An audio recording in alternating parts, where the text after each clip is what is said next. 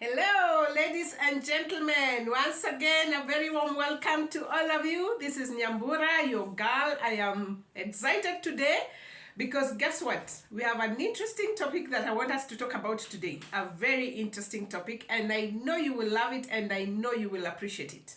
Now, first of all, let me appreciate all of you who have continued to support me. You have continued to like and subscribe to my channel, and you have continued to engage me because guess what? These are conversations that we need to have in our dining rooms. We need to have this conversation in our sitting rooms because there are things that will shape our lives. There are things that are important to us and that will outlive us. I know sometimes we like to get caught up with the things that are happening around that are seasonal. But guess what? There's some conversations that we need to continue having because they will mold our lives now and in the future, and they help us to become better people. So thank you so much, guys, for always supporting me. Thank you for subscribing to my channel. Thank you for the comments and the likes. They are very enriching, and I appreciate them and I read them, and I really just want us to continue having conversations that are helpful to us. Now, today, I want us to talk about an interesting topic. Now, I came across a very interesting small book titled The Beached Whale.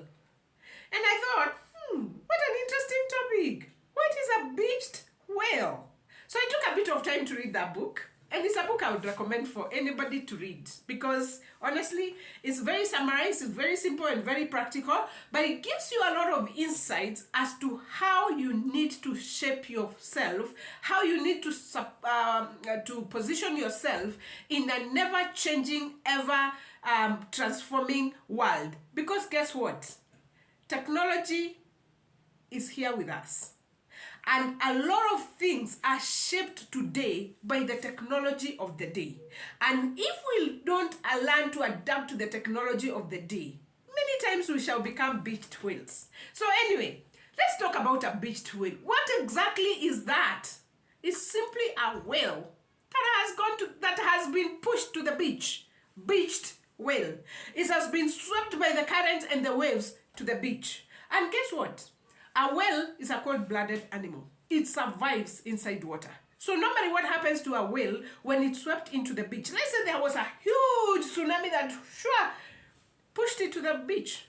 The whale dies because number one, it cannot survive the weather outside the water. Number two, it needs to breathe, right? Number three, it's a cold-blooded animal. And at the beach, the weather is very hot. So most of the whales die. But guess what? Many times when a whale is pushed to the beach and therefore it becomes a beached whale, a lot of people would love to support to help the whale to go back to the water so that it can survive. But because it is this huge, humongous animal, sometimes just people look upon it with pity because they are like, what can I do? Even if we are 100 men, I don't know whether we can push a whole whale back into the waters. And remember the beach, even though you push it to the waters at the beach are very shallow. And the whale does not survive on shallow waters. It survives on deep sea. Now, what is the relevance of that story? And why am I talking about a beached whale? Now, when the internet revolution came, a lot of companies became beached whales. And what do I mean by that? Now, anybody who ever resists technology, and I love talking about these technology manenos because especially a lot of people don't understand technology because it has been made to look like a very complicated thing. But guess what?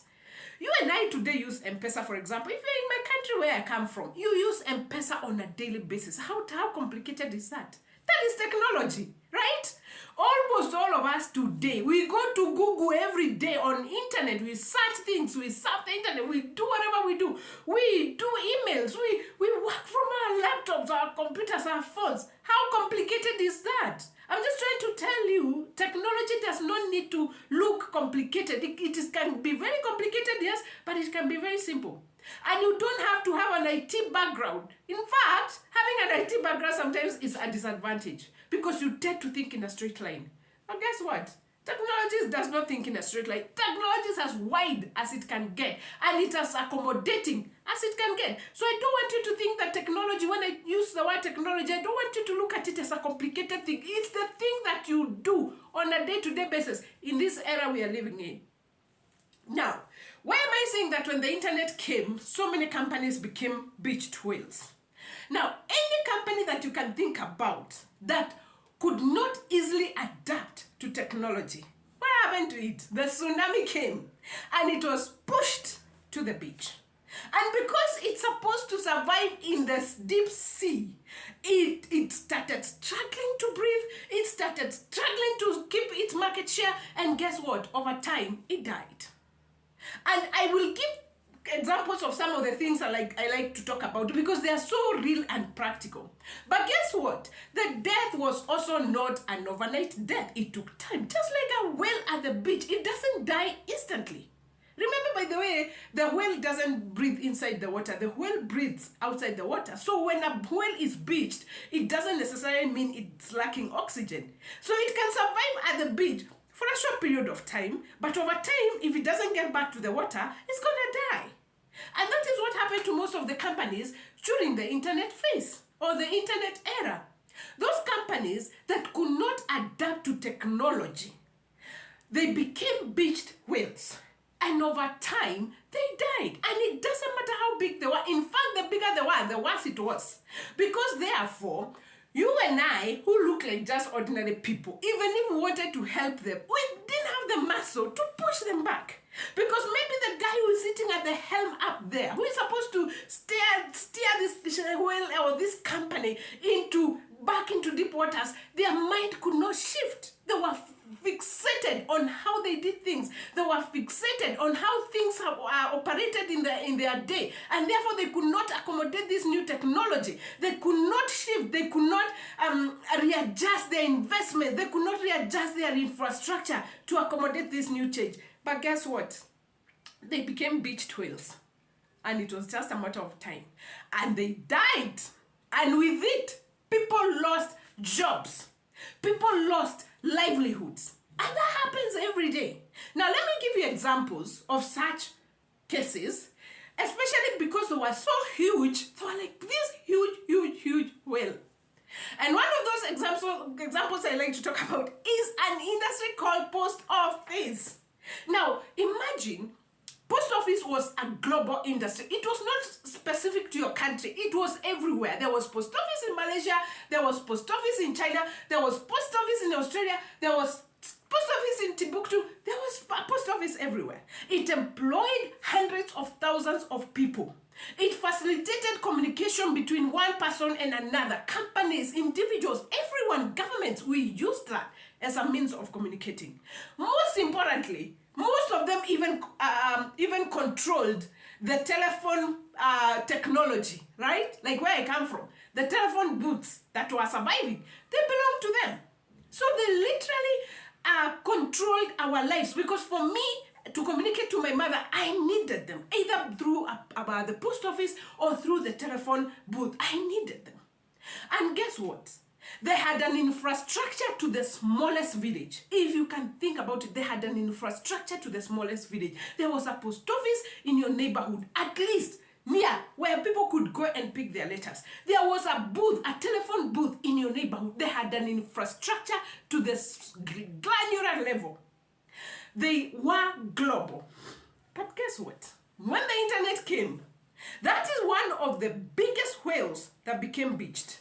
And it was swept by the tsunami. And guess what? In a matter of years, it died a permanent death, forgotten. That today when you talk to small children about post office, about the role of a post office, they look at you in wonder.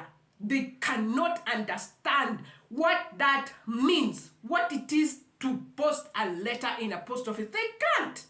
But the worst and the sad story is, what happened to all the people that relied on it to earn a living? They all lost their jobs, right? What happened to the infrastructure? I mean, they could have been the best, they were the best position to take advantage of the new technology as it came, because they had everything. They had the mechanism, they had the infrastructure, they had the resources, they had a presence. to the lowest level. And I can tell you from where I come from, I know a few things. Some of the technologies that killed the internet, when they came, guess where they stopped first? In the post office, to try and see how can they work with the post office and take advantage of the infrastructure that was in place and the presence to the local level. But guess what? The people who are at the top of the post office saw the technology as a threat. They could not shift their minds. And guess what? Down with the technology they went. And nobody talks about them anymore because they are irrelevant. Now let me give you another example. There's some people who remember something we used to call the Kodak moment. You know, those of us who grew up country, or even those who are in Nairobi. I don't know, for those who are in cities, I don't know how it used to work. But for those of us who lived up country, there was a day when that Kodak guy came, okay? And he arranged us nicely and took us a nice photo and then took it back to the town and they washed it and they brought it back and we were super excited the day they were coming to bring back our photos because, hey, we wanted to see ourselves on photo and we could now front those photos in our houses and celebrate those memories. Another industry, in my opinion, that had a global presence. It had infrastructure to the village level. But guess what removed that industry from existence? A very small thing called a digital camera. It completely turned things around. I know, Kodak was a very big company in one of the Asian giant countries, but guess what? It was a whale that became beached. Now, why am I talking about beached whales? I'm talking about beached whales because there are a lot of people right now who are not realizing that another tsunami is coming. And this tsunami, the experts are saying, if you think the internet was revolutionary, you have not seen this one. And this one is what is being called the fourth industrial revolution or the blockchain technology. And what I want to say is, at this point in time, the conversation has even gone mainstream. Institutions, governments, central banks are already engaging in that space. And when it comes, it is going to sweep so many whales into the beach. And those whales, when they go to the beach, because they are going to be so big, and the people up there may not be able to accommodate the change, most of them might die. All right? They will die for being beached. But guess what?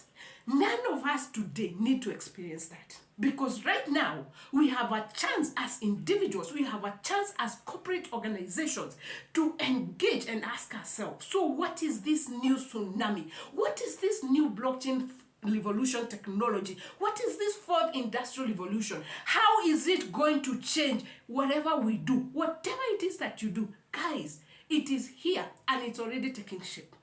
You can sit back and allow yourself and your company to get beached. Or you can say, wait a minute, I have a capacity to understand.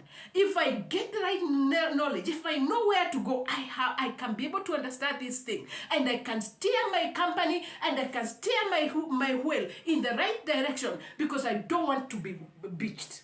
But guess what? The opportunity is right in front of you. What are you going to do about it? I am a blockchain trainer.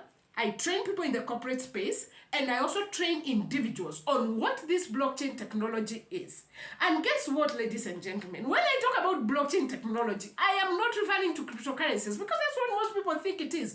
Cryptocurrencies is just one aspect of that technology. The underlying technology is what matters and what you need to be thinking about. And that is why even our very own central bank here has begun a conversation. In case you missed that, kindly visit their website and look for that public participation document that they issued on how to migrate our currency, which is a shilling, to the blockchain technology as a CBDC.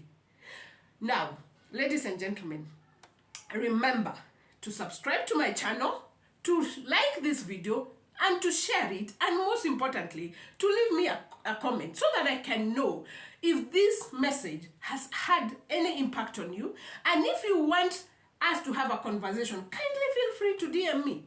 I am your girl Nyambura. I'm your trainer in blockchain space technology. And remember, this is not a monologue. It is a dialogue. Remember to leave me a comment. Like, share, and subscribe to my channel, and let us keep this conversation going, because we cannot afford to become beached with. God bless you.